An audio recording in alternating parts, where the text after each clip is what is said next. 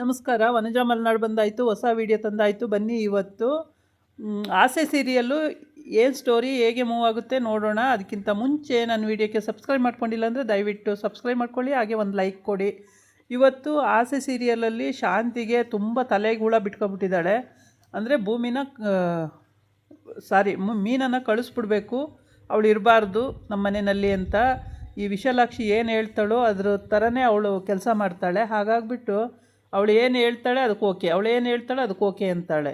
ಇಲ್ಲಿ ಯೋಚನೆ ಮಾಡ್ತಾ ಕೂತಿರ್ತಾಳೆ, ಅಯ್ಯೋ ನನ್ನ ಗಂಡ ಸತ್ತೋಗ್ಬಿಡ್ತಾನೆ, ನಾನೇನು ಮಾಡಲಿ, ಹೆಂಗೆ ಬದುಕಲಿ ಅಂದ್ಕೊಂಡು. ಆವಾಗ ಮನೋಜ ಅಲ್ಲಿಗೆ ಬರ್ತಾನೆ. ಏನು ಮಾಡ್ತಿದ್ಯಾ ಮಮ್ಮಿ ಅಂತ ಹೇಳ್ಬಿಟ್ಟು. ಏನು ಮಾಡ್ತಾಯಿರ್ತಾರೋ ಏನಕ್ಕೋ ಅಂತ ಕೇಳ್ತಾಳೆ. ಏನಿಲ್ಲ ಸುಮ್ಮನೆ ಬಂದೆ ಮಮ್ಮಿ ಅಂತ. ಅಷ್ಟೊತ್ತಿಗೆ ವಿಶಾಲಾಕ್ಷಿ ಹತ್ರ ಇವಳೆಲ್ಲ ಡಿಸ್ಕಸ್ ಮಾಡಿರ್ತಾಳೆ. ವಿಶಾಲಾಕ್ಷಿ ಅವರೇ, ನನ್ನ ಗಂಡಿಗೆ ಆಪತ್ತಿದೆ ಅಂತ ಹೇಳ್ತಾರೆ, ಏನು ಮಾಡೋದು ಅಂತಂದರೆ ಮತ್ತೇನು ಹೇಳಿದ್ರು ಅವರು ಅಂತ. ಹಿಂಗೆ ಮೀನನ್ನು ಮನೆಯಿಂದ ಆಚೆ ಓಡಿಸಿ ಅಂತಿದ್ದಾರೆ. ಓಡಿಸಿ ಮತ್ತೆ. ಇಲ್ಲ ಅದೇ ಓಡ್ಸೋಕ್ಕಾಗಲ್ಲ, ಅವಳು ಹೋಗಲ್ಲ ಅಂತಾಳೆ. ಹೋಗಲ್ಲ ಅಂದರೆ ಇಟ್ಕೊಳ್ಳಿ ಮತ್ತೆ, ಸುಮ್ಮನಿರಿ, ಏನಾಗಲ್ಲ ಅಂತಾಳೆ. ಇಲ್ಲ ನನ್ನ ಗಂಡ ಉಳಿಯಲ್ವಂತೆ, ಬದುಕಲ್ವಂತೆ. ಮತ್ತು ಹಂಗಿದ್ಮೇಲೆ ಮೀನನ್ನು ಓಡಿಸಿ, ಅದು ಆಗಲ್ಲ ಇದು ಆಗಲ್ಲ ಅಂದರೆ ಹೆಂಗೆ, ಮೀನನ್ನು ಓಡಿಸಿ ಆಮೇಲೆ ಸರಿ ಹೋಗ್ತದೆ ಅಂತ ಹೇಳಿಬಿಡ್ತಾಳೆ. ಅದನ್ನೇ ನಿಜ ಅಂತ ನಂಬ್ಕೊಂಡು ಸುಮ್ಮನೆ ಮೀನಿಗೆ ಇಲ್ಲೂ ಟಾರ್ಚರ್ ಕೊಡ್ತಾಳೆ. ಆದರೆ ಸೂರ್ಯ ಅಲ್ಲಿ ಗತ್ತಾಗಿ ನಿಂತಿರೋದ್ರಿಂದ ಮೀನಿಗೆ ಸ್ವಲ್ಪ ಪ್ರಾಬ್ಲಮ್ ಕಡಿಮೆ ಆಗುತ್ತೆ. ಮೀನಿಗೆ ಅದ್ರ ಯೋಚನೆ ಇದ್ದೇ ಇದೆ, ಹಿಂಗೆ ಹೇಳ್ತಿದ್ದಾರಲ್ಲ ಅಂತೇಳಿ ಅವಳು ದಡ್ಡಿನೇ ಹೇಳಬೇಕು ಅಂದರೆ. ಅವ್ರ ಮಾತುಗಳನ್ನೆಲ್ಲ ನಿಜ ಅಂತ ನಂಬೋ ಮೂರ್ಖಿನೇ ಆಗಿಬಿಟ್ಟಿದ್ದಾಳೆ. ಆದರೆ ಸೂರ್ಯ ಅದನ್ನು ನಂಬಲ್ಲ. ಸೂರ್ಯ ಹೇಳ್ತಾನೆ, ಇವೆಲ್ಲ ಸುಮ್ಮನೆ ಬುಟ್ಟಾಡಿಕೆ ಮಾತುಗಳು, ಇವಕ್ಕೆಲ್ಲ ತಲೆ ಕೆಡಿಸ್ಕೊಬೇಡ ಮೀನಾ, ನೀವು ಸುಮ್ಮನೆ ಇರು ಅಂತ ಹೇಳ್ತಾನೆ. ಆದರೂ ಮಾವಿಗೆ ಏನಾರು ಆಗ್ಬಿಟ್ರೆ ಏನಾಗುತ್ತೆ ಮಾವಿಗೆ, ಇದೆಲ್ಲ ಸುಳ್ಳು ಹೇಳಿಸ್ತಾ ಇರೋದು. ಯಾರೋ ಅದೇ ಪಂಡಿತಮ್ಮ ಸುಳ್ಳು, ಅವಳು ಏನು ನಿಜವಾದಳಲ್ಲ, ಸುಮ್ಮನೆ ಕೂತ್ಕೊಳ್ಳೆ ನೀನು, ಎಲ್ಲ ಯೋಚನೆ ಮಾಡಬೇಡ ಮೀನಾ, ಸುಮ್ಮನೆ ಇರೆ ಅಂತ ಹೇಳ್ತಾನೆ. ಅದೇನೇ ಸಮಾಧಾನ ಮಾಡಿದ್ರು ಅವಳು ತಲೆಯಲ್ಲಿ ಹುಳ ಬಿಟ್ಕೊಬಿಟ್ಟಿದ್ದಾಳೆ. ನನ್ನಿಂದ ಮಾವಿಗೆ ತೊಂದರೆ ಆಗುತ್ತೆ, ಇದನ್ನೇ ಯೋಚನೆ ಮಾಡ್ತಿರ್ತಾಳೆ. ಈ ಕಡೆ ಶಾಂತಿ ಯೋಚನೆ ಮಾಡ್ತಾ ಕೂತಿರ್ತಾಳೆ. ಅಯ್ಯೋ ಏನಾಗುತ್ತೋ, ನನ್ನ ಗಂಡ ಬದುಕ್ತಾರೋ ಇಲ್ವೋ, ಹಿಂಗಾಗ್ಬಿಡುತ್ತೆ ಹಂಗಾಗ್ಬಿಡುತ್ತೆ ಅಂತ ಯೋಚನೆ ಮಾಡ್ಕೊಂಡು ಕೂತಿದ್ದಾಳೆ. ಅಲ್ಲಿಗೆ ಮನೋಜ ಬಂದು ಎಂಟ್ರಿ ಆಗ್ತಾನೆ. ಅವನು ಎಂಟ್ರಿ ಆಗಿಬಿಟ್ಟು ಮಮ್ಮಿ ಮಮ್ಮಿ ಅಂತ ಬರ್ತಾನೆ. ಏನು ಹೇಳು, ನಾನು ಕರಿತಾ ಇದ್ದೀನಿ ಕೇಳಿಸ್ತಾ ಇಲ್ವಾ ನಿನಗೆ, ಇದಕ್ಕೆ ಅಪ್ಪ ಮತ್ತು ಬೇಜಾರು ಅನಿಸೋದು ಅಂತಾನೆ. ನಾನು 5 ಡಿಗ್ರಿ ಮನೋಜ ಕರೆದ್ರೂ ಅನ್ನಲ್ಲ, ಸುಮ್ಮನೆ ಕೂತಿರ್ತೀಯಲ್ಲ ಅಂತ. ಏನಿಲ್ಲ ಹೇಳೋ ಅದೇನು ಅಂತ ಕೇಳ್ತಾಳೆ. ಆವಾಗ ಅವನು ಹೇಳೋಕ್ಕೆ ಸ್ಟಾರ್ಟ್ ಮಾಡ್ತಾನೆ. ಮತ್ತು ನಿನಗೆ ಅಪ್ಪ ಬದುಕಲ್ಲ ಅಂತ ಹೇಳಿರೋದು, ನಮ್ಮ ಅಂಗಡಿಗೂ ಬಂದಿದ್ಲು ಅವಮ್ಮ ಮಮ್ಮಿ ಅಂತಾನೆ. ಹೇಳ್ದಲ್ಲ ನಿನ್ನೆನೆ. ಇಲ್ಲ ಮಮ್ಮಿ, ಒಂದು ಪಾರ್ಟ್ ಹೇಳಿದ್ದೀನಿ, 2ನೇ ಪಾರ್ಟ್ ಹೇಳಿಲ್ಲ. 2ನೇ ಪಾರ್ಟ್ ಏನು 2ನೇ ಪಾರ್ಟ್ ಇನ್ನೇನು ಹೇಳ್ತೀಯ ಬಿಡು, ಅದನ್ನೇ ಹೇಳಿರ್ತೀಯ ಅಂತ. ಇಲ್ಲ ಮಮ್ಮಿ, 2ನೇ ಪಾರ್ಟ್ ಬೇರೆ ಥರ ಇದೆ. ಏನು ಬೇರೆ ಥರ, ನೀನು ಕೇಳಲ್ಲ ಯಾವುದೂ, ಫಸ್ಟು ಕೇಳಿಸ್ಕೊ ಆಮೇಲೆ ಮಾತಾಡುವಂತೆ, ಫಸ್ಟೇ ಬಾಯಿ ಹಾಕ್ಬಿಡ್ತೀಯಲ್ಲ ಮಧ್ಯದಲ್ಲಿ ಅಂತಾನೆ. ಸರಿ ಹೇಳು ಅಂತ ಅಂದಾಗ ಅವನು ಹೇಳ್ತಾನೆ. ಅದಕ್ಕೆ ಅವಳು ಹೊಡೆಯೋಕ್ಕೆ ಹೋಗ್ತಾಳೆ, ತಲೆ ಹಿಡ್ಕೊಂಡು ಗುಂಜಾಡಿ ಹೊಡೆಯೋಕ್ಕೆ ಹೋಗ್ತಾಳೆ. ಈ ಕಡೆ ಸೂರ್ಯ ಬಡ್ಡಿ ಕೊಡೋಕ್ಕೆ, ಅಂದರೆ ತಾರನ ಅಪ್ಪನಿಗೆ ಬಡ್ಡಿ ಕೊಡೋದಿರುತ್ತಲ್ಲ ಇಂಟ್ರೆಸ್ಟು, ಅದಕ್ಕೆ ಕೊಡೋಕ್ಕೆ ಅಂತ ಹೋಗ್ತಿರ್ತಾನೆ. ಅವನ ಫ್ರೆಂಡಿಗೆ ದುಡ್ಡು ಇಸ್ಕೊಟ್ಟಿರ್ತಾನಲ್ಲ, ಹಂಗಾಗಿ ಕಾರ್ ಬೇರೆ ಅಡ ಇಟ್ಟಿದ್ದಾನೆ. ಹಂಗಾಗ್ಬಿಟ್ಟು ಬಡ್ಡಿ ಕೊಡೋಕ್ಕೆ ಅಂತ ಹೋಗ್ತಾನೆ. ಒಂದು ಆಟೋಗಳು ಸಿಕ್ಕಿರಲ್ಲ, ಅಷ್ಟೊತ್ತಿ ಮೀನಿಗೆ ಹೇಳಿರಲ್ಲ, ಹಂಗೆ ಹೋಗಿರ್ತಾನೆ. ಮೀನ ಫೋನ್ ಮಾಡ್ತಾಳೆ, ಎಲ್ಲಿದ್ದೀರಾ ಅಂತೇಳ್ಬಿಟ್ಟು. ಅದಕ್ಕೆ ಹೇಳಲಿಲ್ಲ ಬಂದುಬಿಟ್ಟೆ ಅಂತ. ಹೋಗ್ಬೇಕಲ್ವಾ ಅಂತಾಳೆ. ಹೇಳಲಿಲ್ಲ ಬಂದುಬಿಟ್ಟೆ, ಸರಿ ಅಂತ ಹೇಳ್ತಾನೆ. ಈ ಕಡೆ ಶಾಂತಿ ಹಿಡ್ಕೊಂಡು ಅವನ ತಲೆನ ಗುಂಜಾಡಿ ಇಟ್ಬಿಡ್ತಾಳೆ. ಮತ್ತೆ ಚಿನ್ನು ಮತ್ತು ರೋಹಿಣಿ ಚಿನ್ನು ಅಂತೀಯ, ನೀನು ಮಾನ ಮರ್ಯಾದೆ ಇದೆಯೇನೋ, ಇನ್ನೊಂದು ಸಲ ಅವಳು ಹೆಸರು ಎತ್ತುಬಿಟ್ರು ನೀನು ಏನು ಮಾಡ್ತೀನಿ ನೋಡಿ ಅಂತ. ನಾನಲ್ಲ ಮಮ್ಮಿ, ಆ ಪಂಡಿತಿ ಅಮ್ಮ ಹೇಳಿದ್ದು ಅಂತ ಹೇಳ್ತಾನೆ. ಆದ್ರೂ ಕೇಳಲ್ಲ. ಇವಳಿಗೆ ಸಿಟ್ಟು ಬಂದುಬಿಡುತ್ತೆ. ಇವಳು ಚೆನ್ನಾಗಿ ಗುಂಜಾಡ್ಬಿಡ್ತಾಳೆ ಅವ್ನು ಇಟ್ಕೊಂಡು ತಲೆಯೆಲ್ಲನೂ. ಆಮೇಲೆ ಸರಿ ಬಿಡು ಮಮ್ಮಿ, ಇನ್ನೊಂದು ಸಲ ಹೇಳಲ್ಲ ಅಂತ ಬಿಡಿಸ್ಕೋತಾನೆ.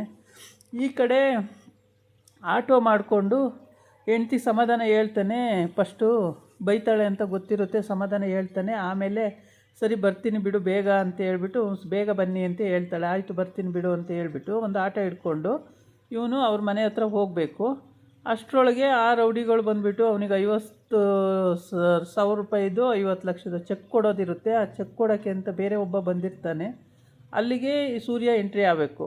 ಈ ಕಡೆ ತಾರ ಮತ್ತು ತಾರ ಐಸ್ ಕ್ರೀಮ್ ತಿನ್ನೋಣ ಬಾ ಅಂತ ಕರ್ಕೊಂಡು ಹೋಗಿರ್ತಾಳೆ ಕಾರಲ್ಲಿ. ಐಸ್ ಕ್ರೀಮ್ ಕೊಡಿಸ್ಕೊಂಡು ತಾರಾ ಐಸ್ ಕ್ರೀಮ್ ಕೊಡಿಸ್ದೆ ಮತ್ತು ಕಾರಲ್ಲಿ ಕರ್ಕೊಬಂದೆ, ಏನು ವಿಷಯ ಅಂತ ಕೇಳ್ತಾನೆ.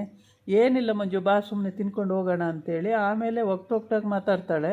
ಅದಕ್ಕೆ ನಮ್ಮಂಥ ಬಡವ್ರದ್ದು ಇನ್ನೇನು ವಿಷಯ ಇರುತ್ತೆ,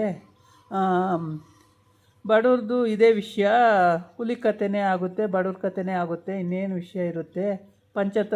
ಪಂಚತಂತ್ರ ಕತೆ ಕೇಳಬೇಡ, ಹುಲಿ ಪುಣ್ಯಕೋಟಿ ಕತೆ ಕೇಳಬೇಡ, ಬಡಸ್ತನ ಕೇಳಬೇಡ ಅಂತ ಫಸ್ಟೇ ಹೇಳಿರ್ತಾರೆ. ಇವು ಮೂರರಲ್ಲಿ 3 ಕೇಳಿದ್ರೂ ಯಾರಿಗೂ ಒಳ್ಳೆಯದಲ್ಲ ಅಂತಲೇ ಗೊತ್ತು ಅಂತಾನೆ. ಅದೆಲ್ಲ ಇರಲಿ, ಇವಾಗ ನಾನು ನಿನ್ನ ಹತ್ರ ಏನೋ ಕೇಳಬೇಕು ಮಂಜು ಅಂತ ಹೇಳ್ತಾನೆ. ಸರಿ ಕೇಳು ತಾರಾ, ಅದೇನು ಅಂತ ಹೇಳ್ತಾನೆ. ಆಮೇಲೆ ಅವಳು ಯೋಚನೆ ಮಾಡ್ತಾ ಇರ್ತಾಳೆ. ಆಮೇಲೆ ಲಾಸ್ಟಲ್ಲಿ ಯೋಚನೆ ಮಾಡಿ ಮಾಡಿ ಐಸ್ ಕ್ರೀಮ್ ತಿಂತಾಯಿರ್ತಾರೆ. ಈ ಕಡೆ ತಾರನಪ್ಪ ಮಾತ್ರೆ ನುಂಗಿ, ಶುಗರ್ ಮಾತ್ರೆ ನುಂಗ್ಕೊಂಡು ಇನ್ನೇನು ಬಂದು ಸೋಫಾ ಮೇಲೆ ಕೂತ್ಕೋಬೇಕು. ಅಷ್ಟೊತ್ತಿಗೆ ಒಬ್ಬ ಬಂದು ದುಡ್ಡು ಕೊಡೋಕ್ಕೆ ಅಂತ ಬರ್ತಾನೆ. ದುಡ್ಡು ಕೊಡೋಕ್ಕೆ ದುಡ್ಡು ಇಸ್ಕೋಬೇಕು, ಇನ್ನೇನು ಚೆಕ್ ಇಸ್ಕೋಬೇಕು ಇವನ ಕೈಗೆ. ಅಷ್ಟೊತ್ತಿಗೆ ಒಂದು 7-8 ಜನ ರೌಡಿಗಳು ಎಂಟ್ರಿ ಆಗಿಬಿಡ್ತಾರೆ. ಎಂಟ್ರಿ ಆದ ತಕ್ಷಣ ಹಿಡ್ಕೊಂಡು ಮುಖ ಹೊಡೆಯೋಕ್ಕೆ ಸ್ಟಾರ್ಟ್ ಆದ ತಕ್ಷಣ ವಿಷಯಗಳೇ ಕರೆಕ್ಟಾಗಿ ಗೊತ್ತಿರಲ್ಲ, ಹೊಡಿತಾ ಇರ್ತಾರೆ. ಅದಕ್ಕೆ ತಾಯವ್ವ ತಾಯವ್ವ ತಾಯವ್ವ ಅಂತ ಕೂಗ್ತಾನೆ. ಅವಳು ಓಡಿ ಬರ್ತಾಳೆ ಒಳಗಡೆಯಿಂದ. ಅವಳಿಗೂ ಮುಖ ಹೊಡಿತಾರೆ, ಇವನಿಗೂ ಮುಖ ಹೊಡಿತಾರೆ. ಯಾರು ಏನು ಎತ್ತ ಒಂದು ಗೊತ್ತಿರಲ್ಲ. ಇದು ಚೆಕ್ ಕೊಡೋಕ್ಕೆ ಬಂದವನಿಗೂ ಗೊತ್ತಿಲ್ಲ ಈ ವಿಷಯ. ಇವು ಯಾರು ಹೊಡಿತಾ ಇರೋದು, ಏನು ಕತೆ, ಏನು ಕೊಡಿತವ್ರೇನೋ ಒಂದು ಗೊತ್ತಿಲ್ಲ, ಸುಮ್ಮನೆ ಹೊಡಿತಲೇ ಇದ್ದಾರೆ. ಏನು ಅವನು ಎಳೆದಾಡ್ಕೊಂಡು ಪಾಟು ವಾಜು ಎಲ್ಲ ಬಿದ್ದು ಹೋಗ್ತಾ ಇದ್ದಾವೆ. ಮನೆ ಉಪಕರಣಗಳೆಲ್ಲ ಆ ಕಡೆ ಚಲ್ಲಪಿಲ್ಲಿ ಆಗ್ತಿದ್ದಾವೆ. ಅವನ್ನ ಎಳೆದಾಡ್ಕೆ ಹೊಡಿತಾ ಇದ್ದಾರೆ. ಯಾರು ಅಂತ ಗೊತ್ತಿಲ್ಲ. ಅವನಿಗೆ ಗೊತ್ತು ಇಂಥವನು ಅಂತೇಳಿ. ನೀನು ಯಾಕೋ ಬಂದೆ ಇಲ್ಲಿ ಅಂತ ಅಂದರೆ, ಬರ್ದೆ ಇನ್ನೇನು ಮಾಡ್ತಾರೆ ಹಂಗೆ ಹಿಂಗೆ ಅಂತೇಳಿ. ಈ ಕಡೆ ಇವಳು ಪ್ರಪೋಸ್ ಮಾಡ್ತಾಳೆ, ಮಂಜು ಐ ಲವ್ ಯು ಅಂತೇಳ್ಬಿಟ್ಟು. ಮಂಜ ಹೇಳ್ತಾನೆ, ಇದಾಗದೇ ಕೆಲಸ, ನೀನು ಎಲ್ಲಿದೆಯೋ ತಾರ, ನಾನು ಎಲ್ಲಿದ್ದೀನಿ, ಇದಾಗುತ್ತಾ ಥರ ಅಂತ ಹೇಳ್ತಾನೆ. ಅದಕ್ಕೆ ಅವಳು ಹೇಳ್ತಾಳೆ, ಏನಿಲ್ಲ, ನಾಳೆ ನೀನು ಇದ್ದಕ್ಕಿದ್ದಂಗೆ ಶ್ರೀಮಂತ ಆಗ್ತೀಯ ಅನ್ಕೋ, ಕಂಪ್ನಿ ನಿನ್ನ ಹೆಸರು ಬರುತ್ತೆ, ಒಳ್ಳೆ ಹೆಂಡ್ತಿ ಸಿಗ್ತಾಳೆ, ಒಳ್ಳೆ ಮನೆ ಸಿಕ್ಕುತ್ತೆ, ನಿನಗೆ ಖುಷಿನಾ ಅಂತ ಕೇಳ್ತಾಳೆ. ಅದೆಲ್ಲ ಆಗದೆ ಅದು ಮಾತು, ಸುಮ್ಮನೆ ಇರೋ, ನೀನು ಏನೇನೋ ಮಾತಾಡಬೇಡ ಅಂತಾನೆ. ಇಲ್ಲ ಕಣೋ ಆಗುತ್ತೆ, ನಿನ್ನ ಖುಷಿನಾ ಅಂತ ಕೇಳ್ತಾಳೆ. ಈ ಕಡೆ ದೇವ್ರ ಹತ್ರ ಹೋಗ್ಬಿಟ್ಟು, ತಾಯವ್ವ ದೇವರೇ, ಯಾರನ್ನಾರ ಒಬ್ಬ ದೊಡ್ಡ ಮನುಷ್ಯನ ಬರ್ಮಾಡಿ ಈ ಬಿಡುಗಡೆಯಿಂದ ಪಾರು ಮಾಡಪ್ಪ ದೇವರೇ ಅಂತ ಬೇಡ್ಕೋತಾಳೆ. ಗಣೇಶ ಅಸ್ತು ಅಂತಾನೆ. ಅಲ್ಲಿ ಸೂರ್ಯ ಎಂಟ್ರಿ ಆಗ್ತಾನೆ. ಸೂರ್ಯ ಎಂಟ್ರಿ ಆದ ತಕ್ಷಣವೇ ಆ ರೌಡಿಗಳು ಅಲ್ಲಿ ಹೊಡೆಯೋದು ಬಿಟ್ಟು ಸೂರ್ಯಂಗೆ ತಿರ್ಕೊಂಬಿಡ್ತಾರೆ. ಹೋಗೋವನು ಚೆನ್ನಾಗಿ ಚಚ್ಚಾಕ್ರು ಅಂತ ಅಂದ್ಬಿಡ್ತಾನೆ. ಚಚ್ಚಾಕಕ್ಕೆ ಅಂತ ಅಲ್ಲಿಗೆ ಬರ್ತಾರೆ.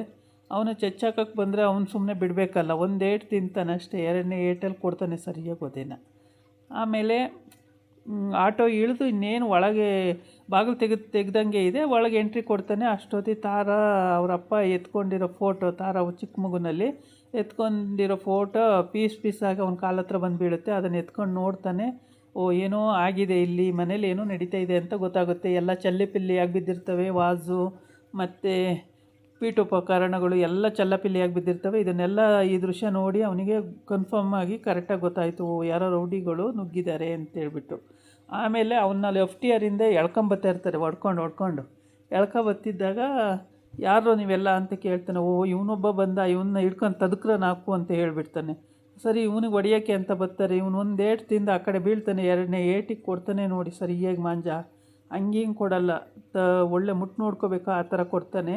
ಬಟ್ ಚೆನ್ನಾಗಿ ಒದೆ ಕೊಟ್ಟ ಮೇಲೆ ಅವರೆಲ್ಲ ಅವ್ರ ಪಾಡಿಗೆ ಅವರು ಓಡೋಗೋಕ್ಕೆ ಹೋಗ್ತಾರೆ. ಅದು ನಾಳಿನ ಎಪಿಸೋಡಲ್ಲಿ ಫುಲ್ಲು ಡೀಟೇಲ್ಸ್ ಗೊತ್ತಾಗುತ್ತೆ. ಇವತ್ತಿನ ಈ ವಿಡಿಯೋದಲ್ಲಿ ಇಷ್ಟು ಸ್ಟೋರಿ ಮುಂದೆ ಇಷ್ಟು ಸ್ಟೋರಿ ನಡೆದಿದೆ. ತಾಯವ್ಗೆ ಖುಷಿ ಆಯಿತು ಅವ್ನು ಬಂದಿದ್ದು ನೋಡಿಬಿಟ್ಟು. ಸದ್ಯ ನಮ್ಮ ಜೀವ ಬದುಕಂತು ಬಡಜೀವ ಅಂತೇಳಿ ನಮ್ಮ ಸಾಹೇಬ್ರೂ ಹೆಂಗೋ ಬದುಕಿಸ್ಕೋಬೋದು ಅನ್ನೋದು ಅವಳದು ಇಂಟೆನ್ಷನ್ ಆಗುತ್ತೆ. ಹಂಗಾಗ್ಬಿಟ್ಟು ಸೂರ್ಯ ಬಂದ ತಕ್ಷಣ ದೇವ್ರಿಗೆ ಕೈ ಮುಗಿತಾಳೆ. ದೇವರೇ, ಒಬ್ಬರನ್ನ ಕಳಿಸ್ಬಿಟ್ಟಿಯಲ್ಲಪ್ಪ ಪರಮಾತ್ಮ, ನಮ್ಮನ್ನು ಕಾಪಾಡೋದಕ್ಕೆ ಅಂತ ಹೇಳ್ಬಿಟ್ಟು ಈಗ ರೌಡಿಗಳಿಗೆ ಚೆನ್ನಾಗಿ ಒದೆ ಕೊಡ್ತಾನೆ. ಇದು ನಾಳಿನ ಎಪಿಸೋಡಲ್ಲಿ ಬರುತ್ತೆ. ಈ ಕಥೆನ ಎಲ್ಲೂ ಸ್ಕಿಪ್ ಮಾಡ್ದಂಗೆ ಫುಲ್ ನೋಡಿ. ಇದಾಗಿತ್ತು ಇವತ್ತಿನ ವಿಡಿಯೋ. ನಾಳೆ ಇನ್ನೊಂದು ವಿಡಿಯೋ ಜೊತೆ ಬರ್ತೀನಿ. ನಮಸ್ಕಾರ.